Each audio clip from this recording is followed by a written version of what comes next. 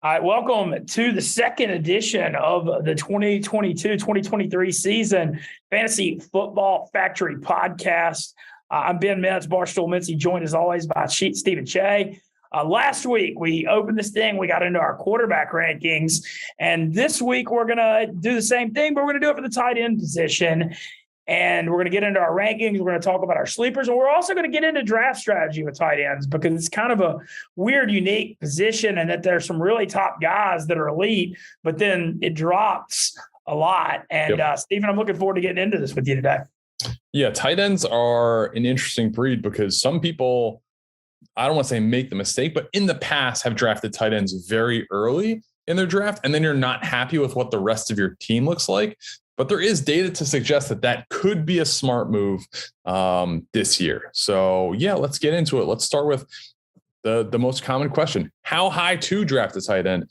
Mintzy, we both have top 10 rankings. Who do you like up top, and how early would you take him? Okay, so number one, I have, even though he wasn't the tight end one last year, I have Travis Kelce number one still. The big question with Kelce is obviously how will he be affected by Tyreek Hill no longer being a member of the Kansas City Chiefs? Mm-hmm. And while this does mean teams will key on Kelce even more, while Mahomes tries to build chemistry with some of his new guys, Juju Smith-Schuster, Marquez Valdes-Scantling, Cam McCall, Hardeman step up. But the thing is, Kelce's target share is still going to be so massive, even if he's getting double teamed, because Mahomes doesn't have trust built up with any of these other guys. So he's going to look to the guy he knows. Maybe this hurts Kelce in the red zone a little bit because teams are going to be double and triple teaming him. But I think the fact that even though defenses are going to be keying on him, Mahomes is going to be laser locked into him, and they have such a great chemistry that I kind of think it almost cancels out. I mean, I think you're talking about a guy that could catch 120 or 130 passes. And so I still have Travis Kelce as my number one guy, even without Tyreek Hill. Yes, there's going to be more defensive attention, but the target share is just so massive that I think it makes up for it. Yeah, I'm actually completely on the same page as you. Mark Andrews had a monster year last year, and I don't want to say it was out of nowhere, but he definitely surprised. His targets went up 65 from the year before. So I don't think we're going to see someone necessarily like that. But I always like to, with tight ends, tie them to higher powered offenses. Baltimore is a little risky to me, and I know Andrews is Lamar Jackson's primary guy. But I think you have some risks there with Rashad Bateman and things like that. We'll get into player specific. But I do think the idea, and I was on this last year and it bit me big time because I was a huge Darren Waller guy and he had a huge down year after I think he was almost 1,200 yards, 9 touchdowns the year before, over 100 catches. He did not have a good year last year with 55 grabs, 665 and 2 touchdowns. So grabbing him in, late second, early third round did not pay off for anybody. But I think when you look at this position, Travis Kelce is the steadiest Eddie of them all. And when you look at all fantasy players, he's the safest investment. So if you have a low first round pick or even a high second round pick in a standard league, I don't hate drafting Travis Kelce with that first pick. He is going to be 33 years old in October, and that is a little bit of a worry, but he is just so consistent. And when you look at the data, as far as I'm looking at the last 2 seasons, I'm looking at the top 10 players for every fantasy position: quarterback, running back, receivers, tight ends. The drop off is so big after the first 1 or 2 tight ends. And Travis Kelce is going to be one of those 2 tight ends, obviously barring injury with everyone else, but he has been an Iron Man at the position. So I really like Travis Kelce going. If you have, anywhere from pick 9 to, I would say 15, I think Travis Kelce is a very safe investment in fantasy. Well, and I also think, Steven, you're really well known for the zero RB strategy. Yep. And I believe taking Kelce as an alternate to a first round RB is a viable thing because when you look at the tight end position, especially if you're in a full point PPR league, because he gets so many targets. But if you think you're going to piece it together at running back, let all these other people draft the first round punt running backs, and then you get a huge edge at tight end that you're going to have all year if you've got Kelce on your team. So I like the strategy. I'm not as big on taking a running back first round either. because they get hurt a lot. There's a lot of variance there. And so if you're going to go zero RB, I think Travis Kelce is a good alternative. And also on that note, their depth at the wide receiver position in the NFL is staggering now. I mean, there's so many teams that have quarterbacks that throw over 4,000 plus yards. We see receivers transitioning from college to the NFL a lot better in their first and second year than they ever have before. And so I think there's a lot of merit to taking Kelce first round. And I mean, I'd even say seventh or eighth, I don't have a problem with it because I think he gives you that much of a leg up on everyone at that position. Yeah. So again, I kind of alluded to the numbers, but when you actually break them down percentage-wise, if I'm talking number of points from each position, the difference between QB1 and QB3, the last 2 years on average is 5%. Running backs, 15%. Wide receivers, 19%. Tight ends is 37%. That's a lot of points. That's an average of 5.8 points a game. So tight end one on the last 2 years is averaging about 15.4 points a game. If you can nab that, instead of, maybe a streaming guy that is, you're hoping to get, 6 to 9 points out of. That's a big difference because all points count equally. Travis Kelce is a guy that I like. Mark Andrews, I do feel is a little bit riskier, but let's get into that now. So Mark Andrews was tight end one last year by a good margin, by about 29 points more in half point PPR. How do you think he's going to, we both have him as tight end 2 for this year. But how do you view him in drafts this year? Is he a guy that you can spend like a second round pick on and be happy?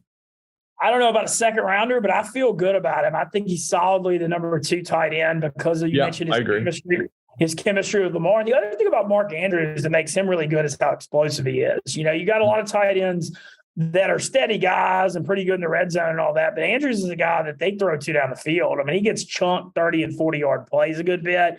Also, I've mentioned how much I like Lamar. We'll see if Lamar gets a contract done here before the season. But if he's playing for a new contract, I think that's even more of a reason to like Lamar. And then you kind of mentioned when you look at the Ravens receiving core, like Rashad Bateman does have a ton of potential. I know he was a guy you were high on coming out of the draft.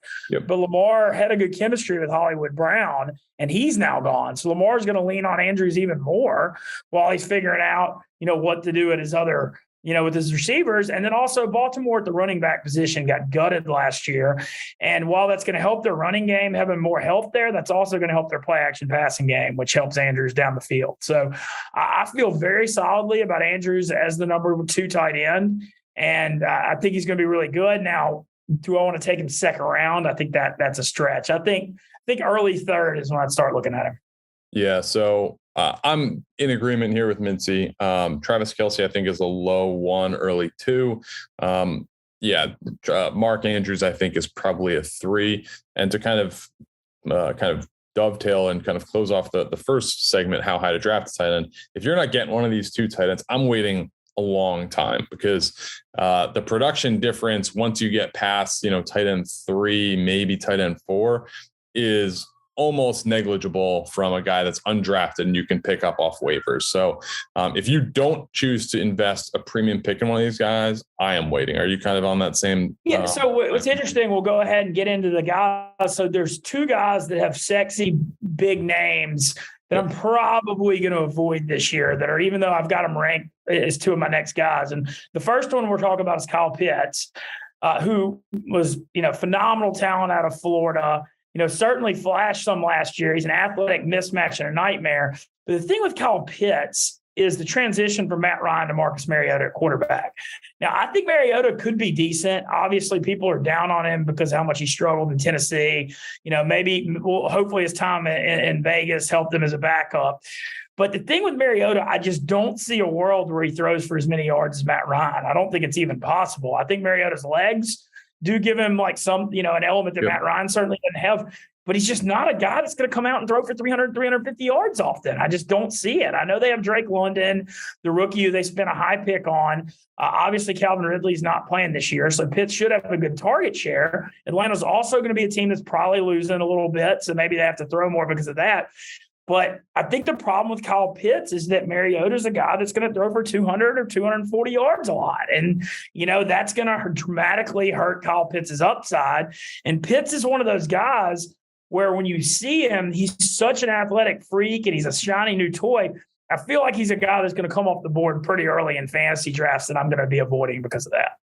Yeah, I agree. I think overall as a strategy with tight ends, if you don't get one of the top two guys. And Mark Andrews even does give me some pause, because if you look at the quarterbacks throwing to him, which you brought up with Marcus Mariota, they're tied to that. Obviously, Lamar Jackson is going to throw for right around 300 yards or 3,000 yards, maybe a little bit over that. He's just not a high volume passer like Matthew Stafford or Tom Brady or someone like that. A lot of his value is with his legs, and tight ends are not accumulating points that way. So even if he throws for 3,000 yards, if Mark Andrews is going to have a historic tight end year, he's going to need 50% of those yards really, and then also be effective in the red zone. That would be a historic tight end year. But with Travis Kelce, if you think about it, Mahomes is a lock for 4,500 yards, you'd think, and probably more. So he would just need a third of basically those yards to accumulate those type of numbers. So that's why I think Mintzy and I are in alignment with Travis Kelce. As far as Kyle Pitts, really good year one. He had over 100 targets, over 1,000 yards. They had one touchdown. So I do think he has room to improve there. I have him ranked as my third tight end. You have him ranked as fourth. But again, after the top two, Travis Kelce and Mark Andrews, there are a lot of what we'd call name brand guys as far as Kyle Pitts, Darren Waller, George Kittle, TJ Hawkinson, these type of guys. I think you can really wait, and you really don't have to force yourself to get a ton. If you can take one of these top two guys in the first 3 rounds, I think you should do it. And if you don't, honestly, wait till the end. And a strategy that I find really good, it's not going to give you a good draft grade by whoever's scoring you, if it's Yahoo or ESPN or whoever, but don't draft a tight end. Pick up a tight end at the absolute last minute, like the weekend of the first games on Sundays, just to see who's starting, because it doesn't matter. And then it also gives you a little bit of time, especially if you're one of these leagues that drafts sometime in August before preseason's done. Some guys can break out. Julius Thomas, we saw, it was years ago, but against Baltimore, showed up on Thursday night, had, something like 80 yards and 2 touchdowns, and was a huge factor that whole year. I think you can do that. And especially if you're playing in keeper leagues, this gives you the option to see how training camp kind of plays out for some of these unproven young guys. And maybe you have a gem in, round 16, 17 that you wouldn't have had the opportunity to had you drafted one of these tight ends that you can just pick up off waivers. That's going to be the same if you draft them in the 17th or 16th round or whatever it is. So I think that's an interesting strategy. But yeah, I like what you're saying. And after we're done with the rankings, we'll get to some of the guys that I think are worth looking at as far as undrafted and keep an eye on. Another thing to your point, so much of taking tight ends is getting guys that are on higher scoring offenses, like you said, because the touchdown share.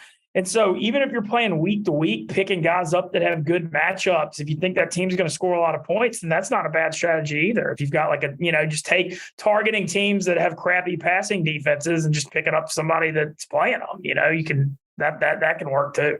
Yeah, so I take a lot of credit for inventing the zero RB strategy. That can be called the zero TE strategy. Just don't draft one. But you would have to be okay with, whoever your grading system is, Yahoo, ESPN, et cetera, giving you a poor grade because it will show no roster spot, which will impact your projected points throughout the year. So your friends will clown you.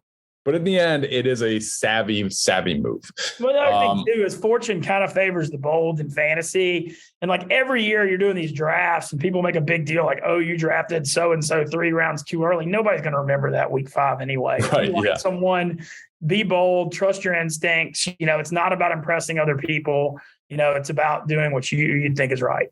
Yep, exactly. All right, let's talk into Travis Kelce a little bit more, just because he is our tight end one. This is a tight end episode.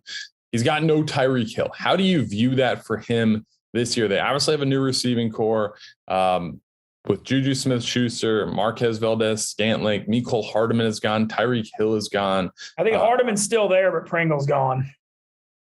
Oh, yeah, sorry. Pringle went to the Bears, but Hardman's still there. Yep. Yeah. To be honest, those two for me are almost interchangeable. No, I do not Hardman.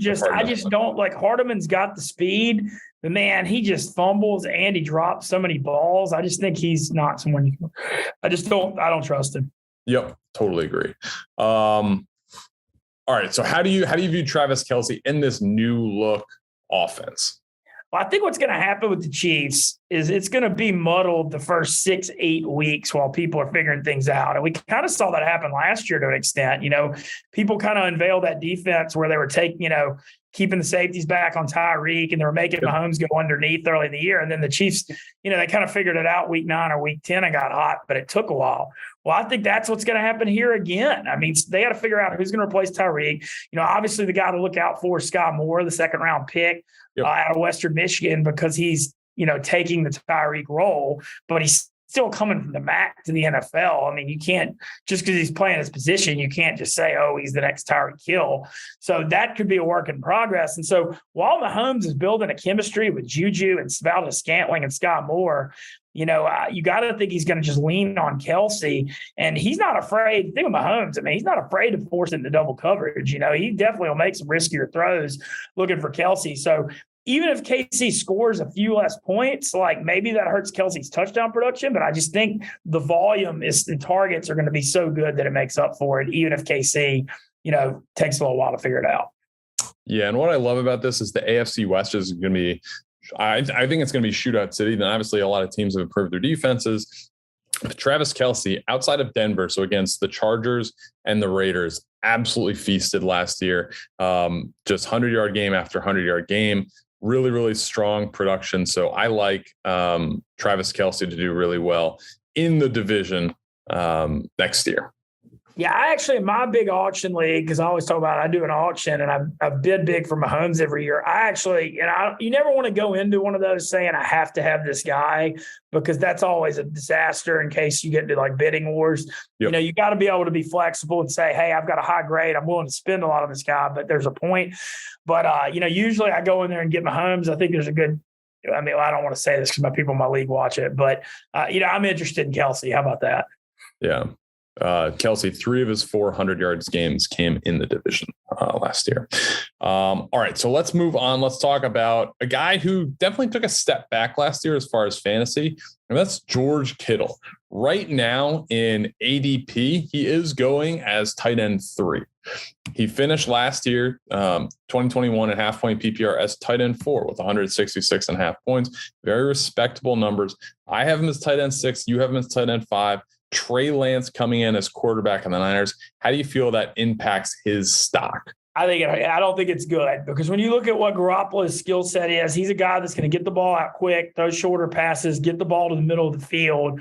Basically a guy that's going to rely on the tight end a lot more. When you look at, we all don't. Trey Lance is literally like the great unknown going into the season. Like really, no one knows anything. But what we do know about his skill set, he's a lot more mobile and he has a lot bigger arm. So what that makes you think in theory is he's going to run, there's going to be more play action, and there's going to be more deep shots and less short passes to guys like Juwan Jennings and George Kittle.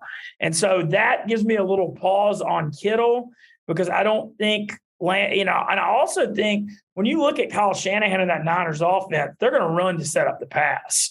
That's a team, all Kyle Shanahan offenses like to run the football. You add in a second-year quarterback that has no experience and a good defense with that D-line. They're going to be really, sometimes game flow means you're playing from behind and you throw 30, 40 times a game. But I don't think they're going to try to, I feel like they're wanting Trey Lance to go 17 for 24 a lot here. I think they're going to be a team that's extremely balanced. They're going to run the football a high percent of the time. And I also think that's going to set up with Lance's big arm, deep shots down the field, Deebo Samuel and Brandon Ayuk. And so I just don't know, how well Kittle fits into the what they're going to try to do. Now, Kittle can catch the ball and play actions a lot. Yep. Kittle's also a great blocker, so you can kind of mix that up. Don't get punched for that. Yeah, but I don't know. I just think the switch from Garoppolo to Trey Lance does not equal more targets for George Kittle, is my concern. Yep, I'd agree. And that's why I'm a little bit cooler on him. Outstanding player, but his game necessarily doesn't translate to fantasy football. And unfortunately, that's kind of what I think that we are going to see this year based on the quarterback production. All right, let's get into one more guy specific before we get into our rankings. It's a guy you like a lot, a guy that really broke my heart last year. It's Darren Waller, coming off, again, monster years, 107 catches, 1,196 yards, 9 touchdowns last year. He missed 6 games, but he had 55 catches, 665 yards, 2 touchdowns. Now, new offense with Josh McDaniels, which could certainly help, but they also brought over Devontae Adams in a trade. How do you think you should grade Darren Waller as a fantasy prospect this year? I have him as my third tight end. You mentioned him missing 6 games, but if you still translate the numbers you said, if he played a full 18 games, it's 80 catches, over 1,000 yards, and like 3 or 4 touchdowns, which, is not great, but it's certainly not horrible. And here's the thing with Darren Waller. He had the huge year 2 years ago, like you mentioned. I mean, I remember what he did to the Saints on Monday Night Football, week 2. He had like 14 catches. Yep. I mean, he just destroyed Malcolm Jenkins in that game. However, going into last year, defenses were just super keying on Darren Waller because you looked around that offense. Hunter Renfrow stepped up last year, but going into last year, he was just like a solid slot guy. He wasn't a guy you were worried about. Well, all of a sudden this year, you're looking at Derek Carr with a quarterback-friendly coach and Josh McDaniel, having Devontae Adams, who you can put outside. You can also move in motion, move him in the slot. He's, you can use him in a million different ways. Hunter Renfrow stepped up huge. I mean, no one's Cooper Kupp, but he does a decent, very, poor man's version of it, a little bit. And so when you've got Renfrow in the slot, Adams moving all over the field, and you've got Darren Waller, who's an athletic freak and a nightmare for linebackers and safeties, you're kind of darned if you don't, damned if you do here. You got to think Adams is going to be the guy you key on the most. Derek Carr, I mean, you look back at, he played together at Fresno State. They always talked about wanting to play together in the NFL. So you've already got a built-in chemistry there, which is great. Then you factor in Renfrow stepping up and Waller. I mean, I don't think you're going to see defenses keying on Waller this year. And then the other thing we talk about tight ends, I think the Raiders score more points this year because having those 3 guys. And so because of that, I think Waller can get to, you never know. The touchdown thing is hard to predict, but I definitely think he has more than 2 or 3. I think you're looking at over, I think there's a world where he has 1,100 yards and 7 or 8 touchdowns is very possible this year if he stays healthy. And I also think, so much of fantasy drafts and auctions and all that is everybody like yourself got their asses burned on him last year. And so there's a lot of buyer's remorse on Waller going in this year, and he's gone from overvalued to undervalued. And so I think if you can snag Darren Waller in round 5 or round 6, I'm not saying taking him around 3, but if you can snag him in a good spot round 5 or round 6, I'd feel pretty good about it. Right now, and we're taping this, it's the end of July. He is ADP tight end 5. He's going at around pick 46. So he's still a top 4 round pick in half point PPR leagues right now. Still a little bit rich for me. Did suffer, again, the big letdown year.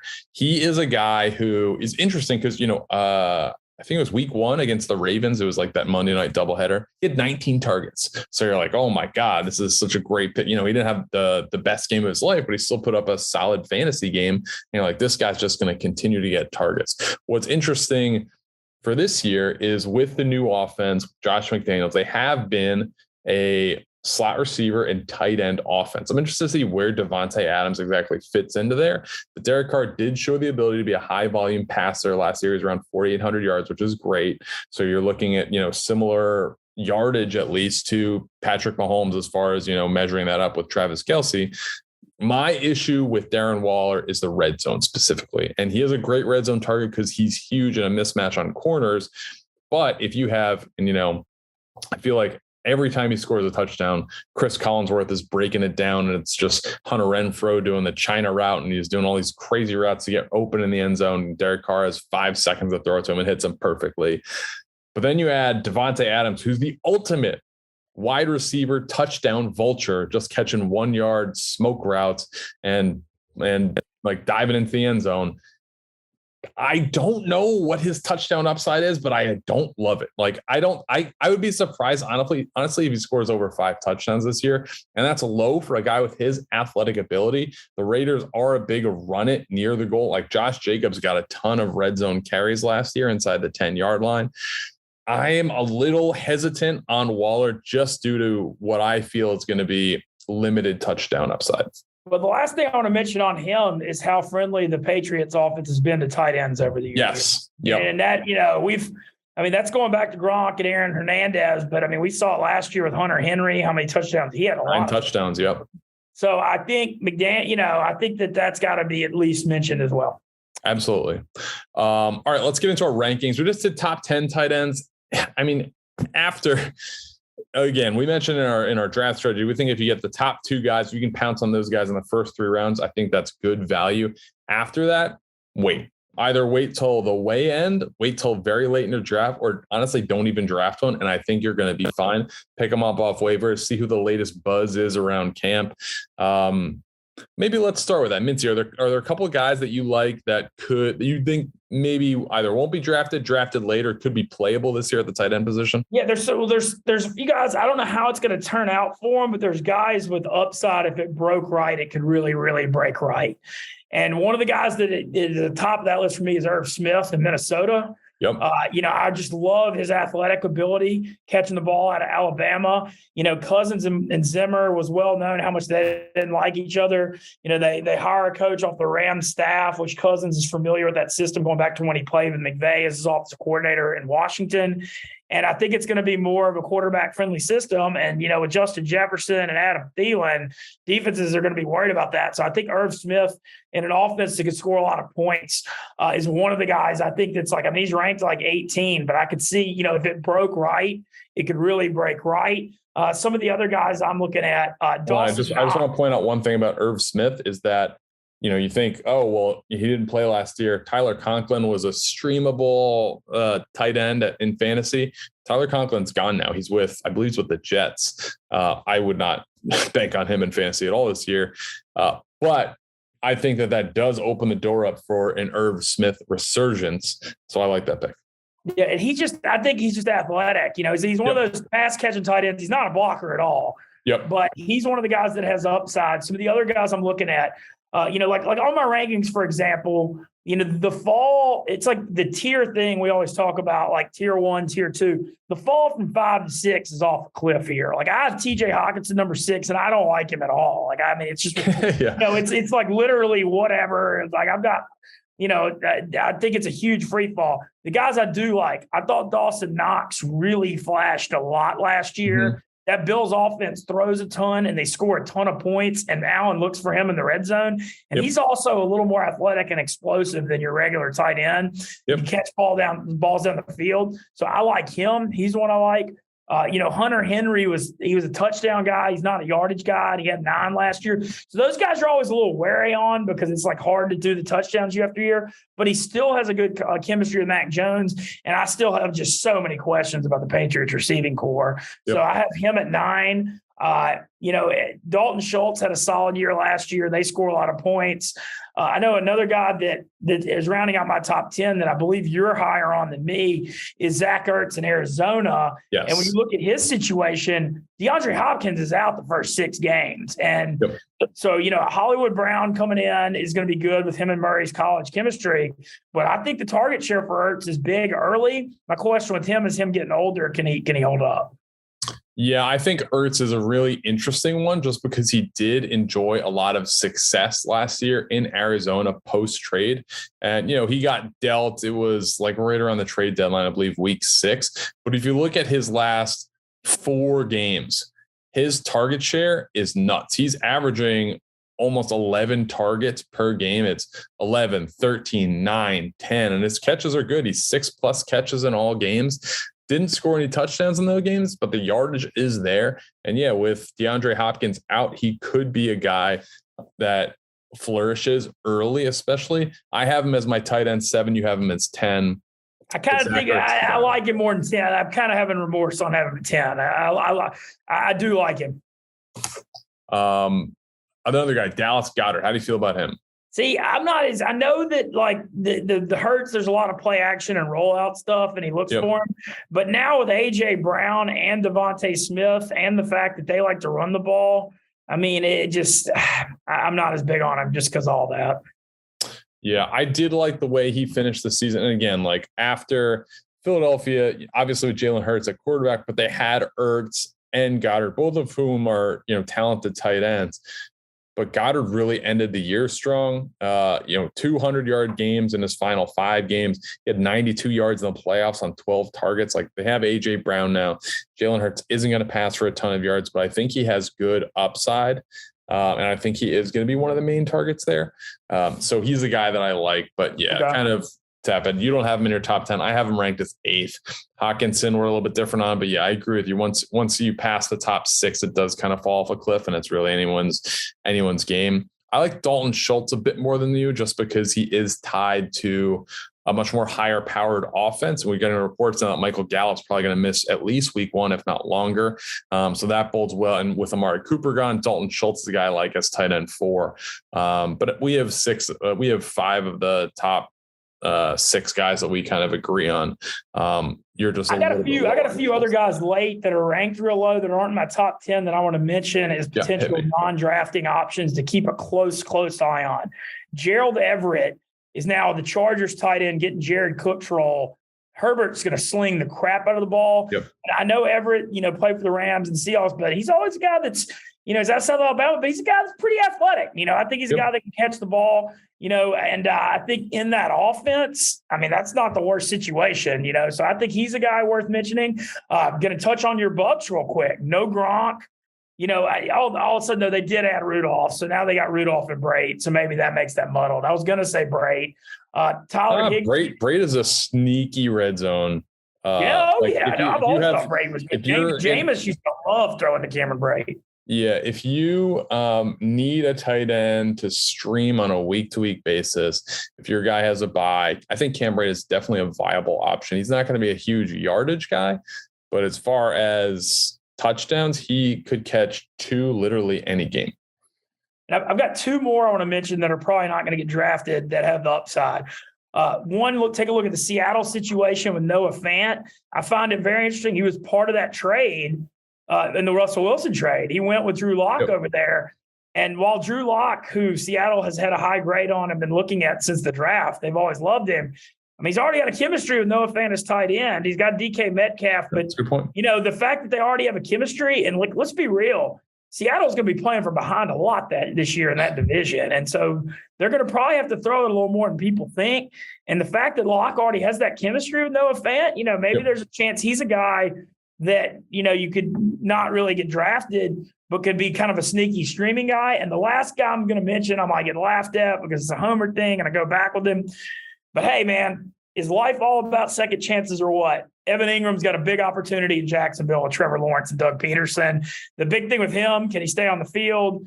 And will the drops go down? I can't answer those questions, but I do know he's going to have a chance for a second life here. Doug Peterson's a good quarterback coach, and Trevor Lawrence, I think, and him are going to be pretty good. And so, he's another guy that's probably not going to get drafted that you could keep an eye on as a streaming option.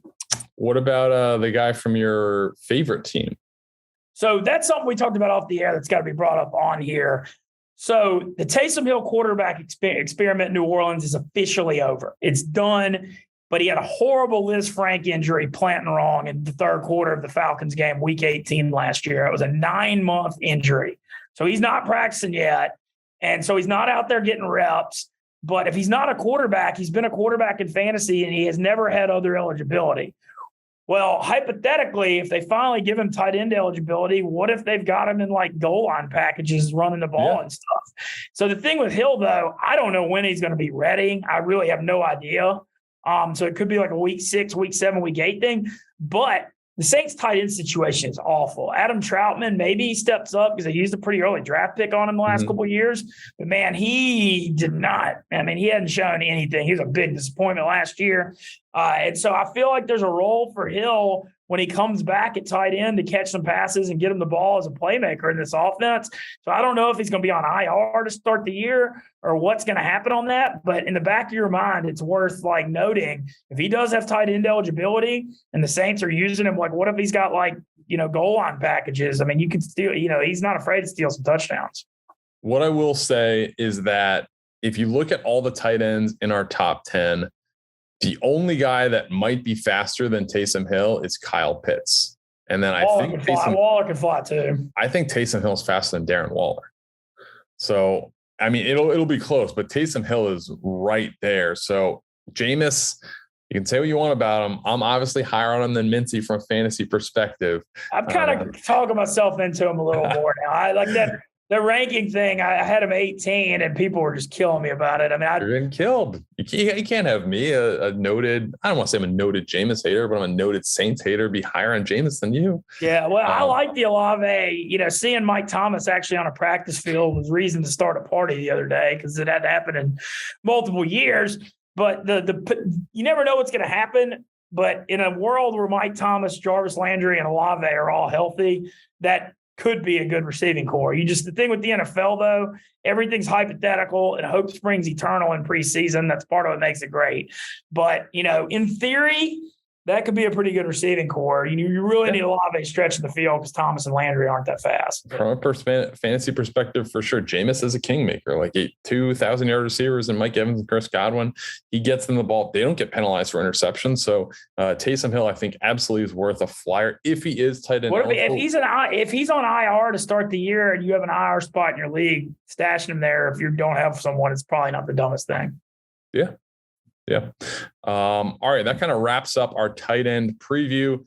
In summary, if you can get the top two guys, top 3 rounds, absolutely do it. We both like Travis Kelce over Mark Andrews. After that, just wait. Honestly, follow the 0 TE and don't even draft one. As long as you can stomach that D+ or C- from your fantasy platform, I think that you will be happy with the results long-term, especially if you're in a keeper league.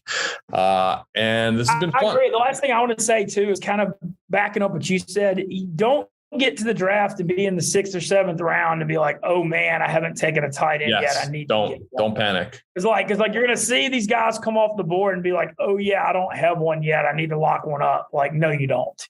You can get awesome number 2 and number 3 receivers in the 6th or 7th round. Or if you're on the 0 running back strategy, you can find really good PPR running backs there or whatever, but just don't panic and take, TJ Hawkinson or, a guy like that in the 6th or 7th round because you need a tight end. I think that's a bad strategy. Yeah. And one more point on Travis Kelce. I should have brought this up earlier, but this is a great stat. Travis Kelce had a down year by all accounts. His numbers, he had 218 and change fantasy points and half-point PPR. That would be